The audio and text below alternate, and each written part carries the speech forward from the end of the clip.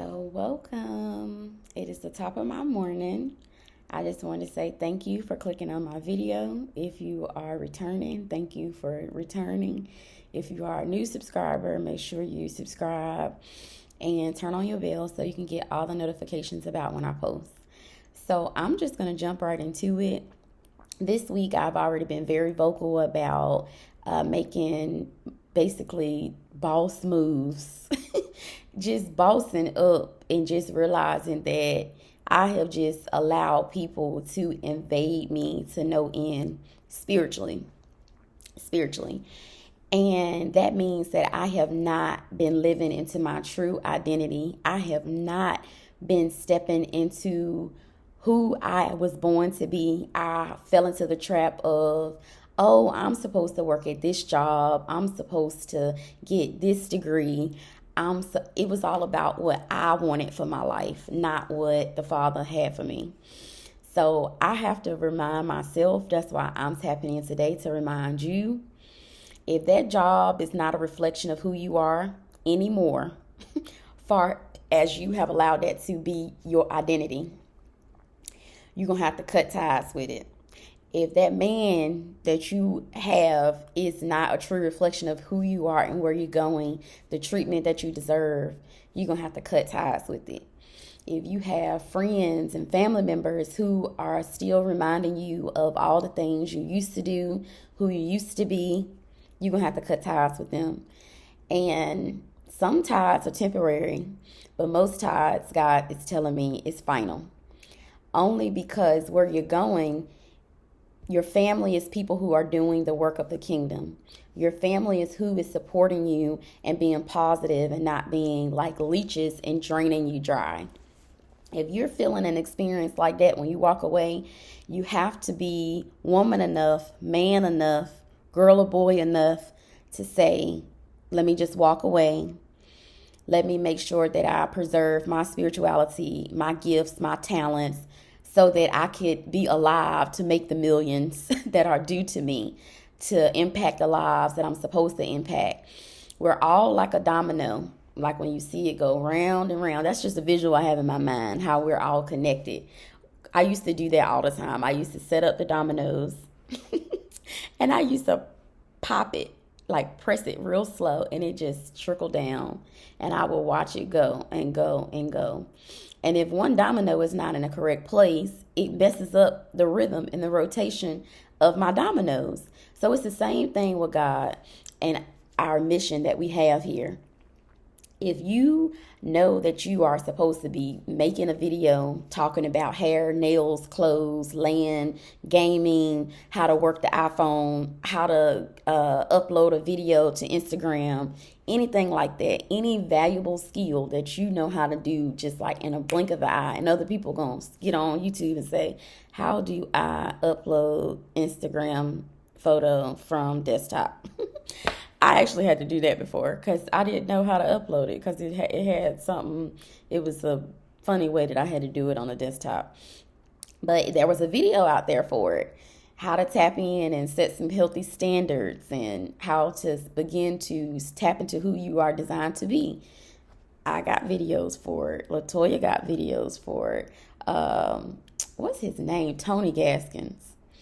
R.C. Blakes, if you didn't have a father growing up, he's going to teach you how to love yourself as a queen, as somebody who is valuable, who is somebody who don't need to lose weight to be loved. He's going to teach you how you are valuable to this world. It doesn't matter, what type of flaws you have. He's going to call you out about that promiscuous behavior. Tony Gaskins will call you out too, like, girl, no, you can't be out here just giving your goodies away. Same thing with your spiritual gifts. You can't be out here just giving your gifts away. People know who you were before you took your drunk goggles off.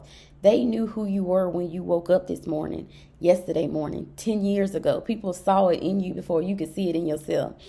So when you wake up to who you are, the real reason why I got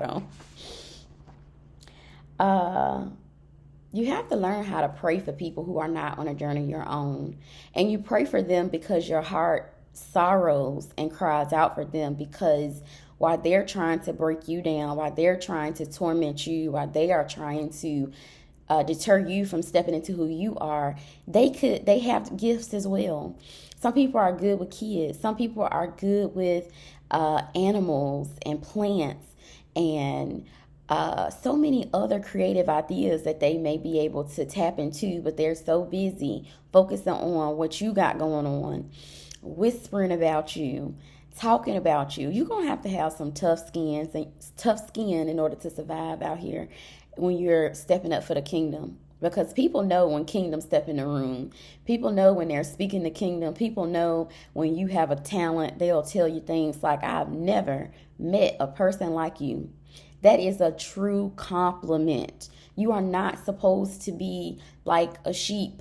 You are supposed to stand out. Your light is supposed to be vibrant. You are not supposed to be out here miserable, inviting cancer into your body, stressing out, allowing people to talk to you crazy, do you any type of way, talk to you any type of way, treat you any type of way. That's not what God has for you. And when you're in a situation like that, you step away and you say, you know what? I'm going to honor myself enough to say, you know what? Good riddance. And you say that with honor, with grace, and with love. I actually came upon a chapter this morning. And the way that I study is so elementary. So I don't want anybody to get on these videos and say, woo, she's bringing a message from, somewhere great. I got a Bible. This is not the one that my mother left me, but this is one that I got from Walmart. And it has like different teachers in the back. So this morning I wanted to focus directly on faith. So I went down the descriptions of like different scriptures that have the word faith in it. And the one that I did find was by Apostle Paul in 1 Corinthians verse 16, chapter 16, verse 13. And again, that's 1 Corinthians chapter 16, verse 13. And it says, Paul encourages us to be on guard. And I think this is more on guard for your heart, on guard for the enemy, on guard for things that are no longer serving you. Be on guard for how you treat yourself. Be on guard for what you're thinking about all throughout the day. Because when you think about that, your mind grows fields, bushels, harvests, acres of that stuff. So you're going to have to make sure that you're very focused on what you're thinking about, what you're talking about, who you're talking to, why you're talking to them. You got to be conscious about all these things. Be on guard with who energy you sit with. Because what they say, bad company corrupts good character. It's the same concept. Sitting around somebody gossiping, taking in negativity, or just being very toxic is not good. So you have to learn how to reel that in. And he says, be on guard, stand firm in the faith. And faith is something of a mustard seed. If you believe, others will get on board and believe with you. But first, you have to believe in yourself enough to say, listen, this situation is not good for me. I have to step away. Or this situation is the best thing for me. So I have to step up. I have to step boldly into what I'm doing.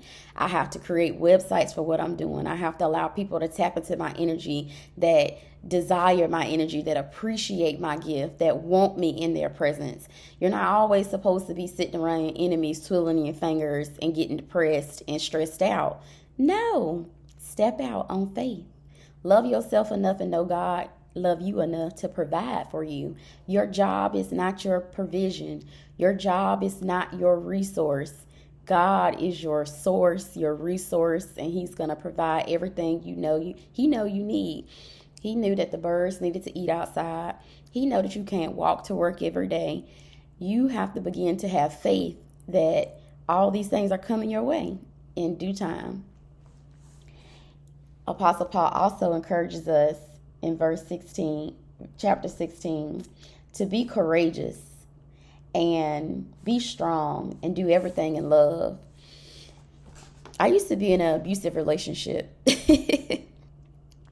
And I laugh only because I know it was the grace of God that pulled me through. And I used to feel like, a darkness, just like not myself, kind of losing myself in that situation. And it reminded me how I walked away in love. And even in situations today that I'm having to cut ties with and walk away with, I'm walking away in love. I'm praying for those who are not in my immediate circle anymore. I'm still wishing them well. When I broke up with that boyfriend, I still walked away in love. I did. And anything that I'm no longer attached to now, I still walk away in love. I try to spread love, have compassion. Like I said, pray for people who are miserable. Pray for people who are in long suffering. That means they have not tapped into who they are supposed to be. They're looking at you like you are an alien, but you are the alien in the group because you're going to be the one to set an example of how good character, modeling good behavior, modeling love and compassion pays off. And then another scripture to follow up what I just said about paying off in 1 Corinthians chapter 15, verse 10, he says, whatever I am now, it is all because God poured out his special favor on me. And that's what I was just saying. I know God saved me from being depressed and being in a situation that wasn't healthy for me. Same as today. He continues to pull me out of situations that are making me depressed, that are causing me stress, that is no longer going in the direction that he has me to go. So he is pouring out his special favor on us, and not without results. So God does not prune you. God does not crush you. God does not remove you from abusive relationships, depression, anxiety, stress, overweight, all of these things, abusive childhoods. He does not bring you out of all of that without giving you some results. And you have to understand you're living in a society now where people don't believe until they see fruit. But again, the scary thing about that is waiting until people get fruit is that once you put the seed in the ground, that's when you are really taking hold of what's happening. But once you have a harvest and the fruit is already here, I'm already moving into the house, building the house. I'm already have the wedding invitations out. It's too late to say, oh, I want to get on board now. Can we be friends? Can I come to your housewarming? Can I have lunch with you? It's gonna be too late because I've already planted the seed. When you see people with fruit, it's too late to get on board at that point. It's too late to say, oh, I knew you always could do it. No, you have to say that when you don't see the results. You have to believe in people when they say they have a vision. You have to believe in people business ideas before it becomes Apple. You have to believe in people theater plays before he becomes Tyler Perry. You have to believe in the talk show host Oprah before she becomes Oprah. People remember how you treat them. So I encourage you on today, you never know when you are dealing with an angel, when you have been sitting amongst an angel for 5 and 10 years and you never appreciated them. Sometimes you have to acknowledge that you are the angel. You are the light. And once you wake up and know who you are, start praying for your enemies.